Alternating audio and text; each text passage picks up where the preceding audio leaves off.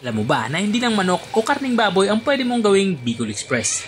Pwede mo din gawin ito sa isda. Tara, subukan natin ito sa isdang bangos. Magsimula tayong magluto. Papainit lang tayo dito ng mantika. Ang gagamitin ko dito, itong ating used oil. At kapag mainit na itong ating inilagay na mantika, magsimula na tayong magprito. Mayroon nga tayo ditong isdang bangos. Ang gagawin ko lang dito ay piprituhin lang natin ito hanggang sa matusta ito. Ginagawa natin to para hindi ito madurog habang ito ay ating iniluluto. Tapos kung mailagay itong ating mga piprituhing isdang bangos ay tatakpak ko muna ito.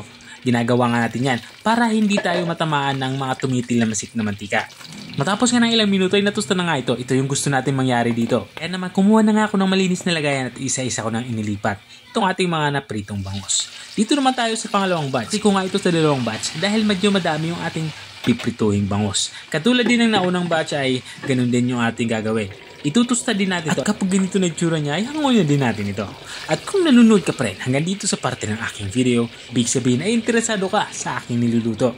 Baka pwede mo na may comment kung taga saan ka para alam ko kung hanggang saan umabot ang aking video. Balik na tayo dito sa ating nilulutong ulam. Natapos na nga tayo sa ating pagpiprito. At the same pan, magpapainit ulit ako ng mantika. At dito naman ay magsisimula na nga tayong mag-isa. Unang inilagay ko nga itong ating bawang. Isinunod ko naman itong ating sibuyas. Maglalagay na din ako dito ng luya. Makakatulong itong luya para mabawasan yung lansa ng ating nilulutong ulam. Ang gagawin nga natin dito ay papalabasin natin yung aroma nitong ating tatlong sangkap pang-isa. At kapag ganito na itsura niya, lalagay na din natin itong ating bagoong. Bagoong alam nga yung aking inihahalo dito. Ito yung nabibili na sa supermarket na nakabote na. Pero pwede kayong gumamit ng fresh na bagoong dito. At this point, matapos natin maigisa yung bagoong ay ilalagay na din natin yung naprito nating bangus kanina. Haluin lang natin ito para mabalot ito ng ating ginigisang bagoong. Kapag nahalo na ito ng maigi ay ilagay na natin itong ating kakanggata o yung ating coconut cream na tinatawag. Bali nga 400 ml na gata yung aking inilalagay dito. At maglalagay na din ako dito ng tubig. Kaunting tubig lang para hindi naman ganong kalapot ang ating sabaw. At ilalagay ko na din itong ating mga panghalong gulay.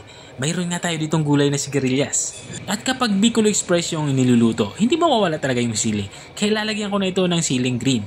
Bali, hiniwa ko na ito ng maninipis saka medyo paislant. Bali, mga 3 pirasong siling green nga ang aking hinalo dito. Matapos kong mailagay ito ay tatakpan ko muna ito. Pakuluin lang natin ito ng mga 3 minuto para hindi naman ma-overcook itong ating inilagay na gulay. At makalipas ng 2 minuto ay binuksan ko muna ito. Dito naman sa parte dito ay magsisimula na ako magtimpla. Maglalagay nga ako dito ng mga pampalasa. Unang inilagay ko nga itong ating black pepper powder. Sinundan ko naman ito ng suka at kaunting patis. At para naman maging balanse yung lasa ng ating sabaw, naglalagay ako dito ng asukal. Kalahating kutsara ng asukal yung aking inilagay dito. Saka ko to hinalo para pantay-pantay naman yung lasa ng ating nilulutong ulam. At matapos kung mahalo ito na maigi ay tatakpan natin to. Isimmer natin to ng mga 1 pang minuto para makuha lang na yung lapot na gusto natin sa ating sabaw. Makalipas ka ng 1 minuto ay ito na nga. Lutong-luto na nga itong ating ulam pananghalian. Ito na nga yung ating Bangos Express. Kung nakarating ka hanggang dito sa dulo ng aking video, maraming salamat sa panonood. At kung nagustuhan mo naman yung bago nating recipe ibinahagi, baka pwede mo naman ito i-share.